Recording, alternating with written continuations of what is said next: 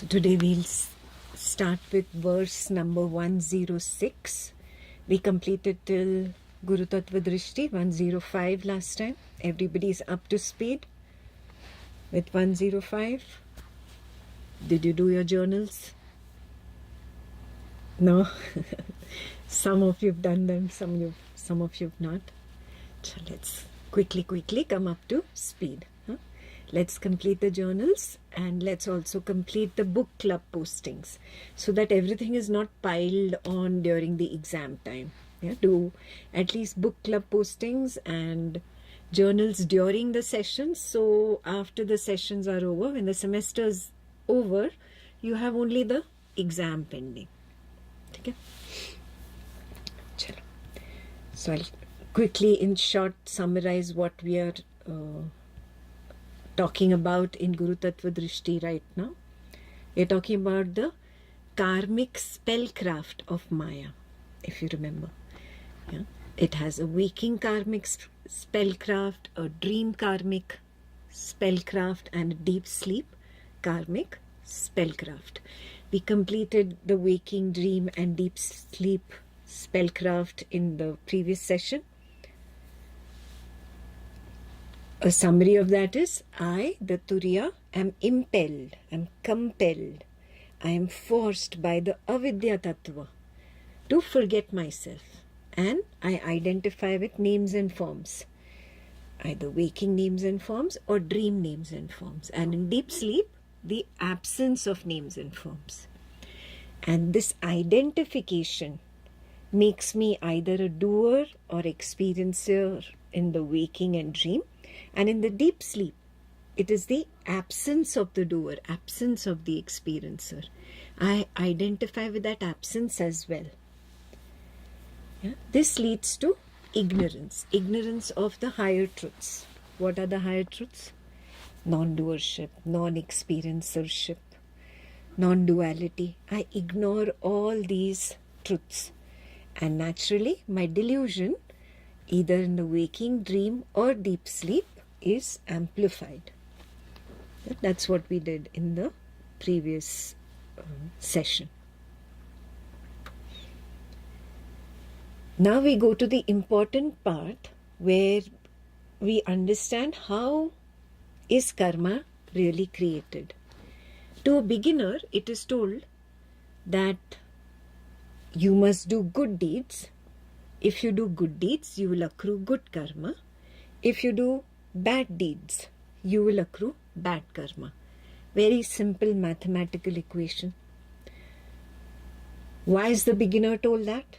Because he identifies with the body. He identifies with the actions of the body. He identifies with the mind. He identifies with the ill will thoughts or the compassionate thoughts of the mind. And he identifies with the world he lives in. So it's not just the body and the mind that is his conditioning, but his environment, where he believes, I was born and brought up in this kind of an environment, I have learned to be this kind of a doer, this kind of an experiencer. Yeah, for example, I grew up in a religious environment, so I am a religious doer. I grew up in a non-religious environment. I am a non-religious doer. You see, I'm just throwing out a couple of examples out there. Attempt to see that the beginner was given a very straight line mathematical equation. But karma is more complex than that. And that's what we are understanding here in Guru Tatva Drishti, that avidya tattva, when that is dominant, that is when karma is self-created. When vidya tattva becomes dominant, there is no karmic accrual. And this is completely different from what you learned as a beginner. A beginner would say, why didn't you tell me this right in the beginning? What is the answer? Because he always considered himself to be the body-mind in a world. At this stage, you have recognized you are the witness of the body, mind, and the world. So now the teaching has progressed to this higher level because you have progressed to a higher level. If you were at that old conditioning level only of being the body, mind person in a world, then the same mathematical equation, do good and good will come back to you. Do bad, bad will come back to you. That mathematical equation of karma would have applied. So here we understand what Ashtavakra was telling Janaka. Ashtavakra said, if you feel you are free, you are free. If you feel you are bound, you are bound. What was he saying? If I assume I am this body-mind person in this world, and that action that is actually just happening through the body, I assume I am doing, then naturally the effects of that action I will assume I am experiencing.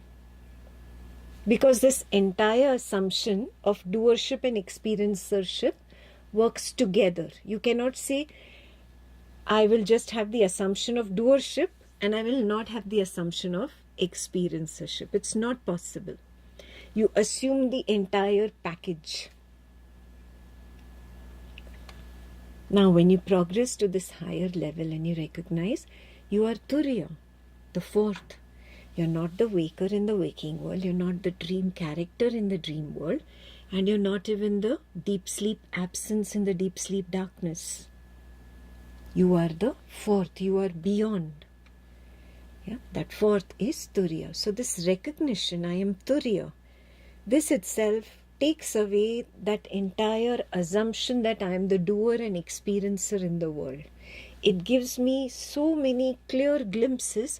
This is all happening. And the body is only a medium for that particular action to happen in this waking scene.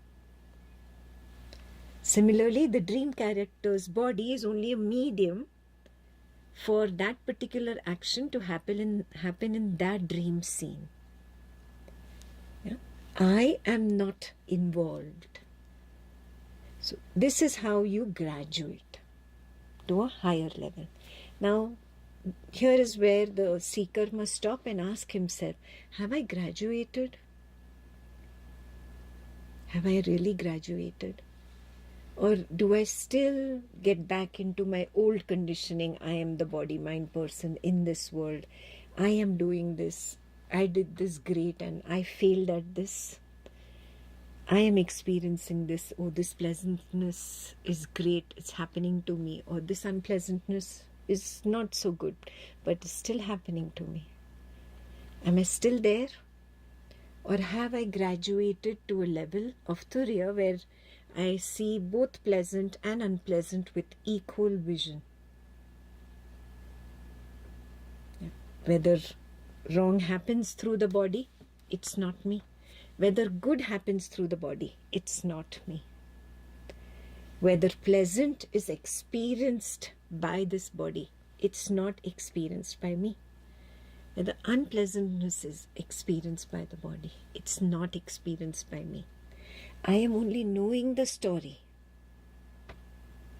There is a difference between knowing and experiencing. There's a difference between knowing and doing. That's how you know you have graduated to the level of Turiya. If one has not graduated there yet and is there only for a few glimpses here and there during the day, then this must be your goal.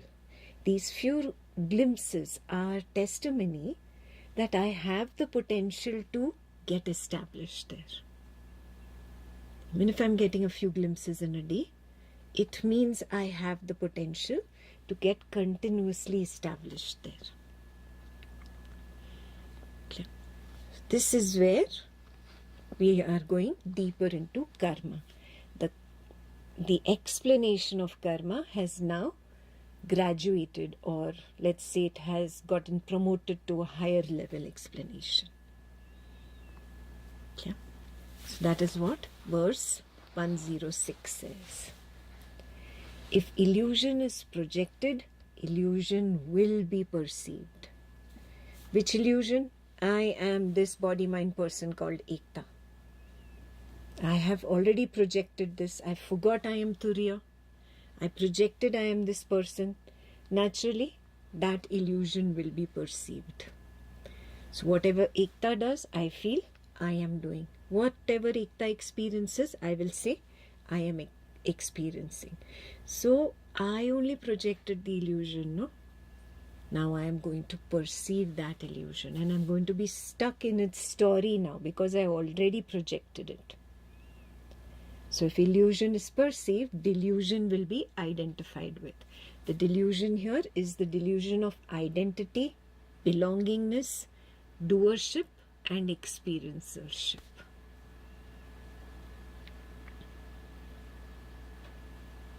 In Sanskrit, asmita, mamata, karta and bhukta. That delusion becomes my bondage. So now because I took on that role of Ekta, I am Ekta and I am a person in this world, and whatever Ekta is doing, I said this is my deed. Whatever Ekta is experiencing, this is my experience. Now I get caught in that bondage. So if delusion is identified with, bondage is inevitable. One little delusion story is sufficient for you to experience this entire verse 106. One little story. You identify, you get involved in the drama, you see how doership comes up, you see how experiencership comes up, you see how there is clinging to it, how there is bondage. You will recognize. And the bondage is always self-enforced. I did it to myself. Nobody else from outside, some Satan came and planted something negative into me. No. It means my avidya tattva is more active than my vidya tattva. Simple. That is why I got caught up in this bondage cycle right now. That is what the last line says. This self-enforced bondage is karma or deed. So now a very special thing happens for the spiritual seeker who keeps shuttling between being the person and being Turiya. There are moments when he can maintain the distance from the person, he is at Turiya, and whatever is happening at the waker in the waking world level, he does not identify with. So he does not accrue that karma. But in moments of extreme attachment, the slip happens, he's no more standing at Turiya, he becomes the person, and another cycle of identification, doership, experiencership, belongingness goes on, and here he accrues karma. So you will notice where he was at the distance, there is not too many tears, not too much suffering. Where he got caught up in the bondage, there is suffering. And you'll be able to see the two flavors very clearly. You'll wonder, how come in that scene there was no attachment, no suffering, but in this scene there was attachment, there was suffering. So you'll start seeing this at a real time level only if you've taken the correct stand of Turiya. And you'll be able to distinguish and you'll be able to understand Ashtavakra better. Wow, when I feel I am free, I am at Turiya level, I'm really free. The suffering does not even touch me. Not that the waker is not going through that. The waker might be going through the motions, but I, Turiya, am completely zoomed out from the scene, untouched. And then there are moments when I am completely zoomed in, I become the waker and I am bound. Now you start understanding what Ashtavakra is saying. If you feel you are bound, you are bound.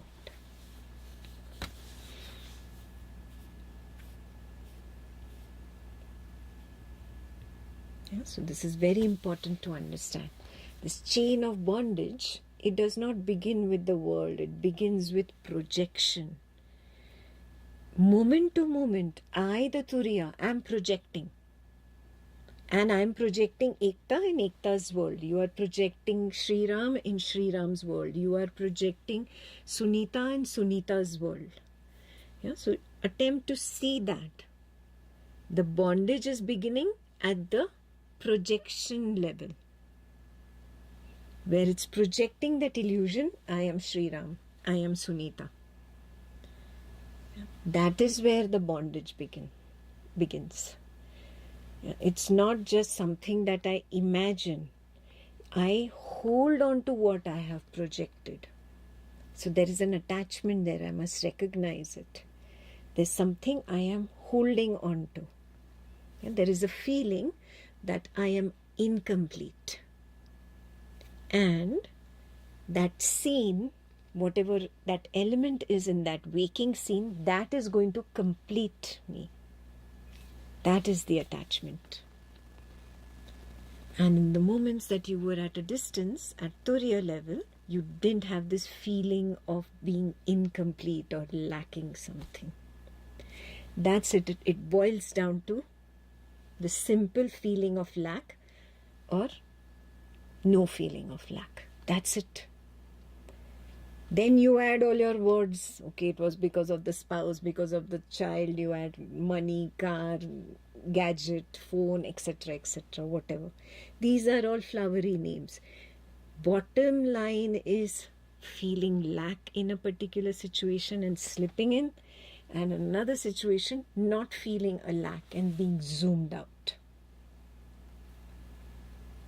Ask yourself, stop here and ask yourself, do I recognize this basic difference, this basic distinction between the times that I slipped and the times where I could just witness?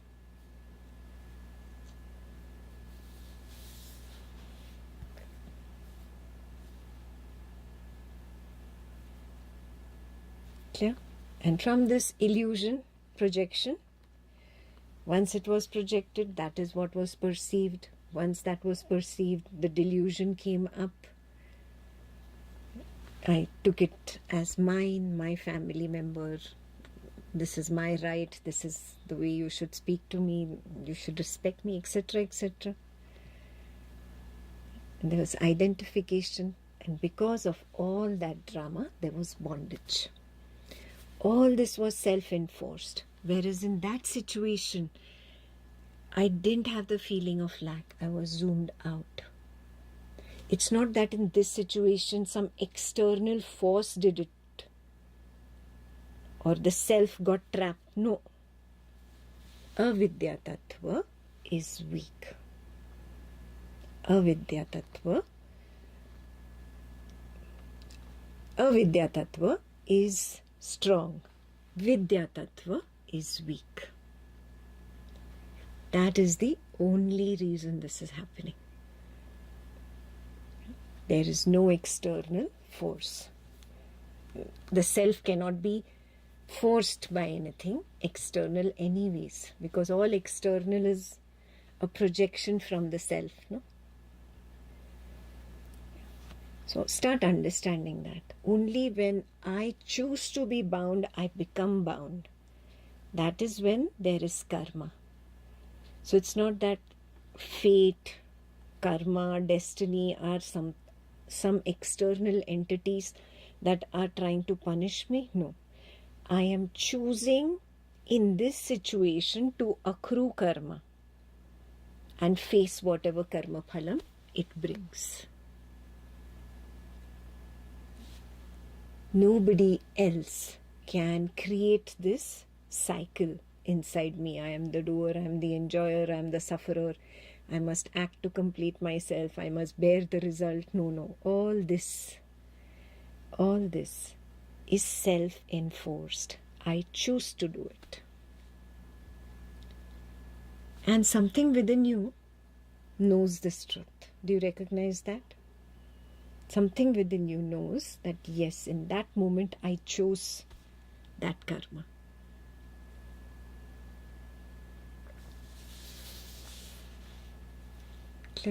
So what Rama is saying here to Lakshmana, that once you have projected, you're going to perceive that. Whatever is perceived is going to become your bondage. So what is the right thing to do? Understand Maya. Understand that your avidya tattva is really strong here. Understand that avidya tattva is making the ahankara identify with whatever the scene in the waking world is, and that is creating karmic bondage. See it in action. He's saying, don't believe me. See it in action. Lakshmana can say, okay, I will change the projection. Whatever you change the projection to, its karma phalam you are going to experience. Because the moment you change the projection, you are willingly getting trapped in another illusion. You're saying, I'll get trapped in a happy illusion. Oh, a happy illusion is an illusion. It only shows happiness on the surface. At the other end, there is suffering. The tail end is suffering. We cannot see the tail from here. So anything that you have projected, you will have to go through it. So what should one do? One realizes, okay, I have projected this body-mind.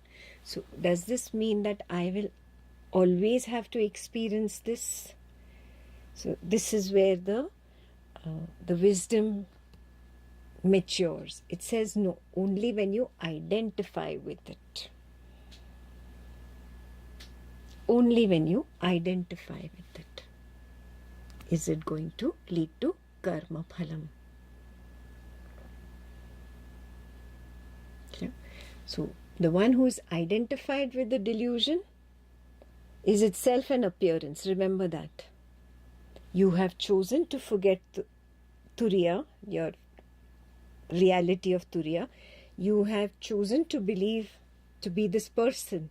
So this person itself appears and disappears. No, appears and disappears. This itself is an appearance in awareness. So what should the spiritual seeker do? He should recognize, I have only projected this appearing and disappearing wave. But if I hold on to my space of awareness and do not slip into the appearance, then I am free. So simply hold on to this. Where is this body-mind person appearing and disappearing that I'm getting so attached to? Where is this world, sight, sound, smell, taste, touch appearing and disappearing? That field of awareness. Even amidst the delusion, amidst all drama and chaos, I can recognize this and hold on to it. Clear? So, when you start understanding this, amidst drama, you hold on to awareness, then a higher level understanding happens. And what is that higher level? We'll see ahead. Verse 107. Karmic spellcraft is the illusion that deploys names, forms, and their absence to influence. Identifying with the waking perception, sensation, thoughts, and feelings, or their deep sleep absence, is bondage. Hence, karmic accrual. Verse 108. What you accrue, so shall be due to you. What you identify with, so shall bind to you. What you are bound by, so shall deliver misery. Self-prescribed misery is karma phalam. So this is very important to understand. You understand this not when you are pretending to be the waker. When you pull yourself out of the appearance into that field of awareness in which the appearance has appeared and will soon disappear. when you pull yourself out of the muck. Here is where you can see, wow, this is only karmic spellcraft. It is magic. It's just an illusion, and it's deployed in the name of the spouse or the son or daughter or the parent. It has this particular form, and its job is only to pull me in. Once I'm captivated, I identify as the spouse, as the parent, or as the son or daughter. And this identification itself creates the entire drama. That is bondage. Only then there is karmic accrual.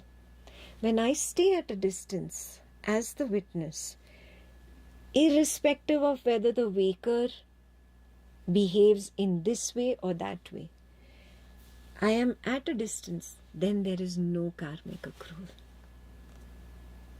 Very important pointer. Karma is there only when I feel I am the doer or experiencer.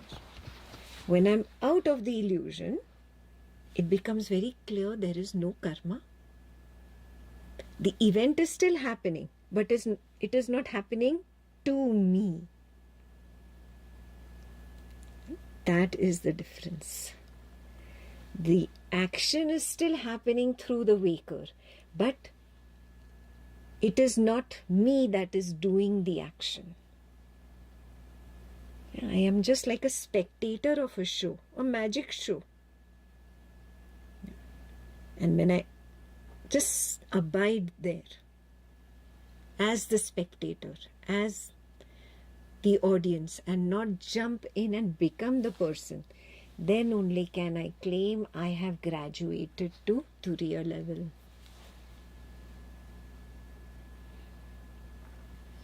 Yeah? Do not in haste proclaim, yes, I am Turiya. Some of us are too quick to proclaim. No. Turiya is not when you have 3 or 4 glimpses in a day. Turiya is when you're established throughout the day. Yes, throughout. Especially in a chaotic waking world scene. You're completely zoomed out. When you're zoomed out, you see another level. You recognize you are witnessing the waker. And you realize there's something else that is knowing both the witness and the waker. If you get to that level, congratulations. Pat yourself on the back. You got a glimpse of Turyatita. But if that didn't happen, that's okay. At least maintain your Turiya stand. At least maintain your Turiya stand. And if you are really captivated by the magic and it tries to pull you into it, remind yourself, that which gets wiped away again and again, how can that Ekta be said to be true? And then Ekta's world is true, and then Ekta's this situation. Oh, how silly. Moment to moment, I can see the wiper of the now comes and wipes away the previous sentence, the previous sight, the previous sound. Everything is wiped away. Only memory is holding on to a story about what happened before this moment. In that moment, wake yourself up. That's how you avoid slipping down to the waker. Stay at the awareness level. This will require some amount of effort to begin with. But soon, when you recognize that it's a happier place here and this is suffering, then you will not be charmed by the illusion. You will stay at a distance. And then you'll come to that point where you recognize that special thing, where there's something else that is knowing Turiya, knowing Ekta and Ekta's world. Suddenly you have graduated. You might just get a glimpse and again you'll be back at Turiya, and that's okay. That's completely okay. At least you have understood how karma and karma phalam works. How to pull yourself out of the muck. And how to stay established. Yeah? To stay established, Remind yourself. You don't have to remind in words. Not in English, not in Tamil, not in German. You don't need to use words. You can clearly see everything is getting wiped away. It's getting wiped away. The family member is saying one sentence, it's getting wiped away. The body-mind person that you claimed as I saying another sentence, it gets wiped away. The sight gets wiped away. The scene gets wiped away. Moment to moment, the feeling gets wiped away. The thought gets wiped away. Remind yourself, if I jump in, I will accrue that karma. If I accrue the karma, it is due to bind me. And once it binds me, there is only going to be misery. And the misery is not a few moments. It lasts a long time. I've been there before. This entire thing should be seen. Yeah? The arising of speech, maybe harsh speech from a family member, and the wiping away. Another thought, and it wipes away. The waker says something, gets wiped away. Unhappy feeling gets wiped away. Not to get into it. The moment I get into it, it will bind me and there will be misery. And then that is karma phalam. Clear? Very important understanding on karma. I will pause here to answer any questions on the discrepancy on karma explanation between what you heard as a beginner and what you now at this Advaita level 3 are getting.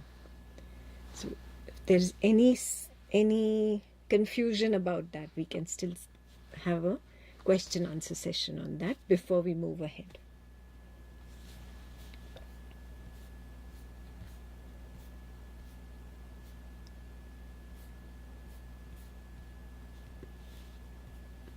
Any questions? Yeah. Is it basically holding on to the wiper of the now and see arising being erased by the wiper? Yes. Then that's I'm out of the karma. Correct. Just seeing that will take you out. It's like a magic wand. Even though the waker will continue to be in the scene. Yeah, for example, the parent will be talking to the child. The parent will continue to speak to the child. The scene will still go on. But you have to make that effort of zooming out and seeing every wave is getting wiped away. Every wave is getting wiped away. And whenever I, the witness, I'm forgetting I'm witnessing and becoming the parent, in that moment I'm experiencing a poke or a punch. That's the karmic return or accrual immediately. I'm going to face the karma phalam immediately in the next sentence. And that next sentence is going to send, that unpleasant sensation throughout my body. And then you feel bad that my daughter said this to me. She does not respect me. She does not listen to me. All this I will get into. This is the karma phalam. Right in that moment. Yeah, what was the wrong karma? I slipped from my Turiya level and I became the parent. When I zoom out, then a scene goes on between the mother and the daughter. But there is no strong punches and pinches felt because I'm so zoomed out. It's as if this is happening of its own accord. You've been in a situation when you felt that I was not driving. I was just holding the steering and the car was driving itself. You felt that? Yes, because how long can Turiya pretend? There's nobody else in the car. How long can Turiya pretend? Turiya zooms out and what is happening between the waker and the waking world is happening. That same feeling will come when you have zoomed out of that argument with the daughter. I gave you that example just to draw a parallel, help you draw a parallel. How you felt that, oh, I was not there. I was not paying attention to driving. I should pay more attention. Just like that, you'll have a feeling, oh, I should pay more attention. I'm not even paying attention to what the daughter is saying. That was the right thing you were doing. Stay stay out of it. Not my circus, not my monkeys. Just stay out of it. And let this continue. Yeah? You will be very enthusiastic to do this in unpleasant situations because you don't want to feel the unpleasantness. You have to do this even in pleasant situations. For example, right now, Ekta is teaching about karma. But I am standing at a distance. I dare to delight that she has explained this, like this, like this. No. Yeah, because I know what can happen from that. That can lead to karmic accrual. Accrual means there is bondage, misery will be delivered, and there will be karma phalam. I'm very clear about it. So even in pleasant situations, not to slip and become the waker in the waking world. Constantly be zoomed out. Constantly feel as if I am not driving, only the hands are on the steering wheel. I am not there. Clear?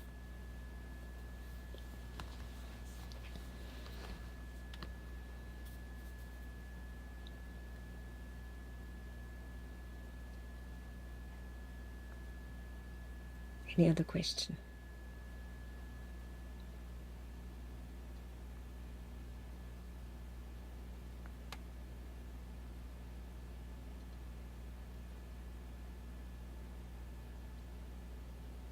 No? All experts in karma and karma phalam?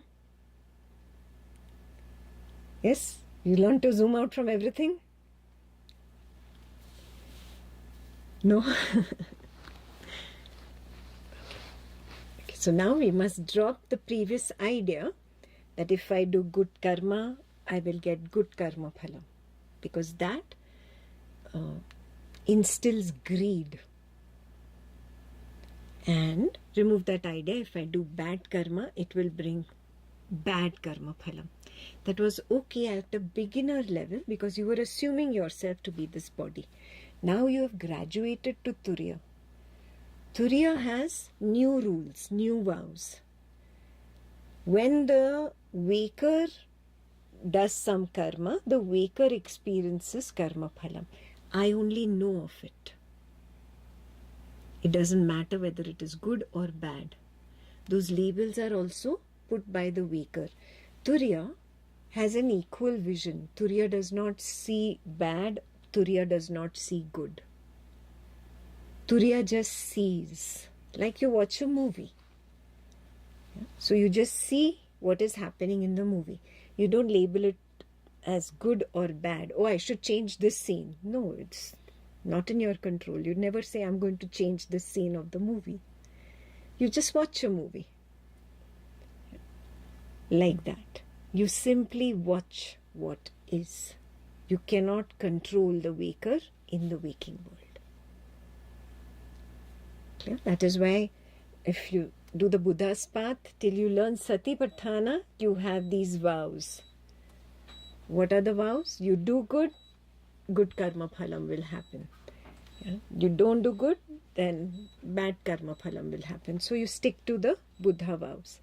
Yeah? When do you do this? Only when you are at the Satipatthana level, the beginner level. Once you cross over to the jhanas and you complete jhanas, now the rules change on you. Yeah? Because now you've realized something higher.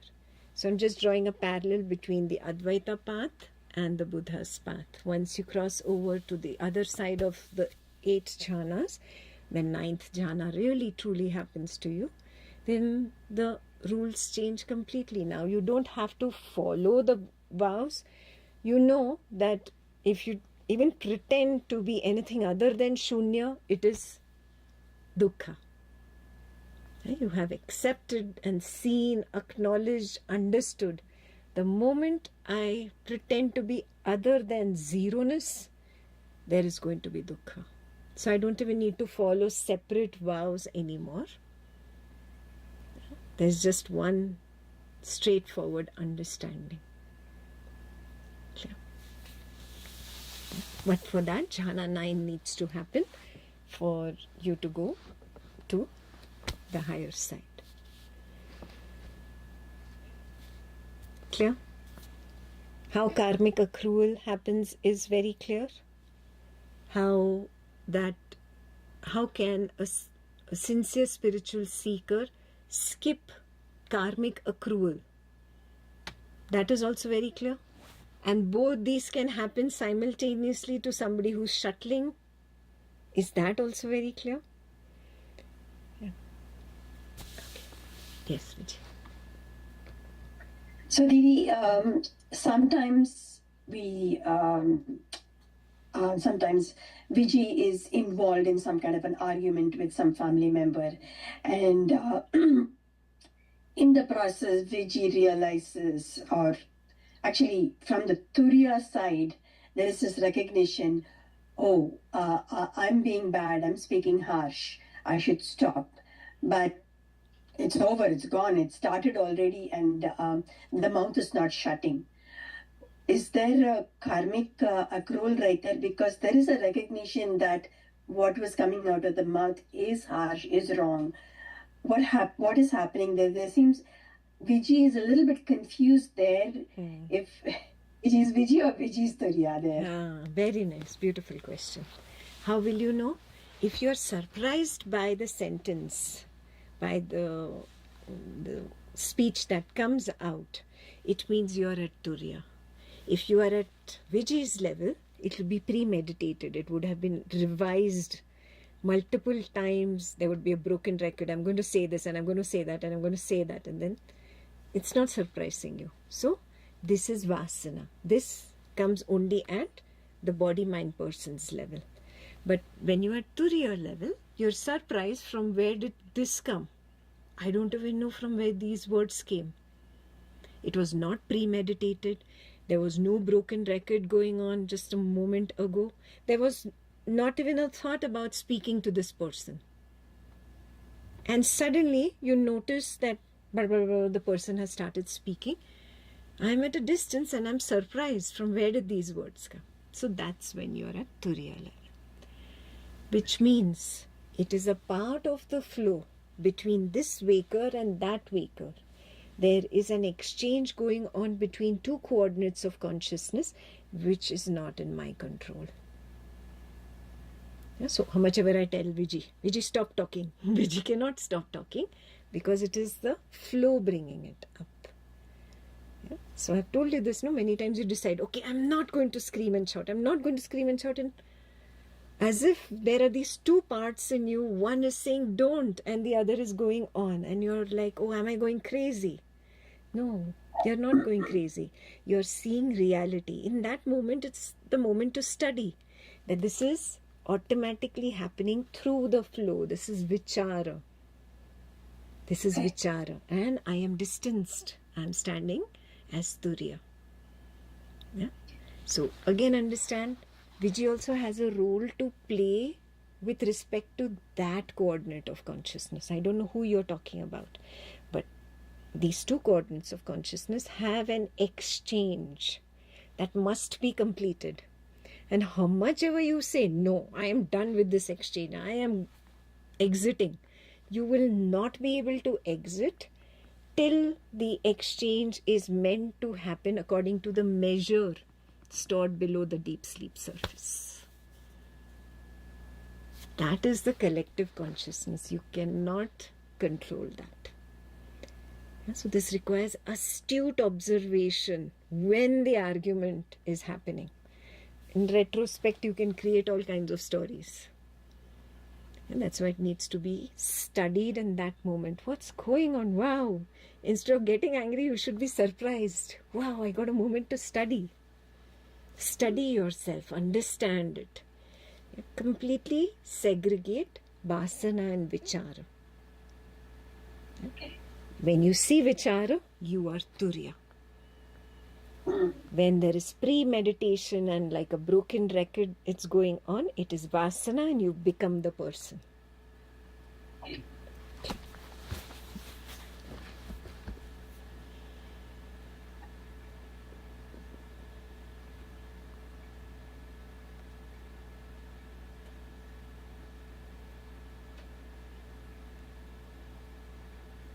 Good. No other questions?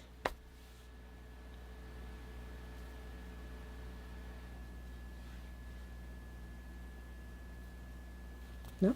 Okay, so let me give you just the homework for this week. Number 1, I have to start separating out myself, the Turiya, stand at a distance and attempt to see the next wave which comes up. When it surprises me, how is my state? Am I in the wow state all the time? What is the flavor of this wow state? You're studying yourself. You're studying when everything is hunky-dory, quiet. Now, you will apply this when suddenly an argument happens in the week. When you didn't expect that argument to come up, when it happens, now you're comparing. Can I recognize, am I Turiya? And how will you know if you're Turiya? You will compare the wow effect. Is the wow effect same as it was that day when I was experimenting, when everything was hunky-dory?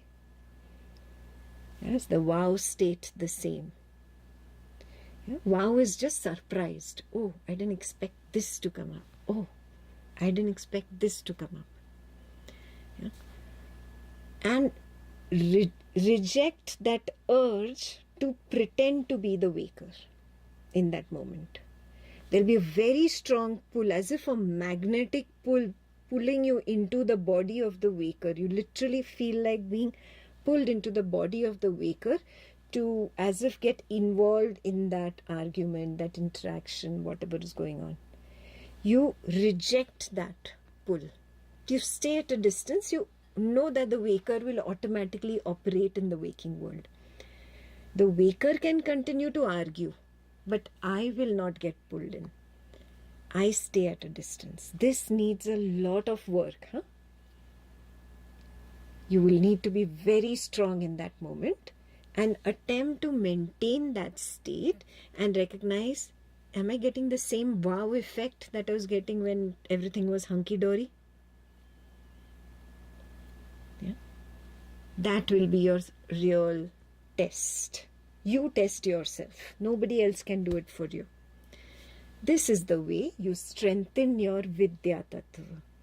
When Vidya Tatva will strengthen, naturally you will learn the skill of dodging karmic accrual. There will be no karma and no karma phalam for you. Actions that are meant to happen through the waker will continue to happen because they are an ask of the flow. Yeah? This waker has some exchange with other coordinates of consciousness. Those will continue, but they will continue only through the vichara. There will be no vasana. Yeah, so this recognition is the most important. I give you 2 weeks. This week, next week, I'll give you self-exploration on this. 2 weeks to experiment and work on strengthening that Vidya Tattva. Yeah. Work on it. Can I even say once that, oh, fantastic, something happened through this waker's medium, but I did not accrue karma. Can you confidently say that? Write to me. How many times in these 2 weeks did you not accrue karma? How many times in these 2 weeks did you dodge the karmic cycle?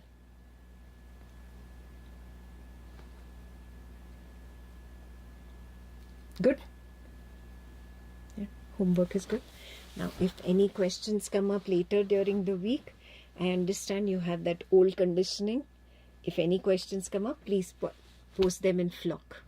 I'll answer in flock. It will help the others also. Clear?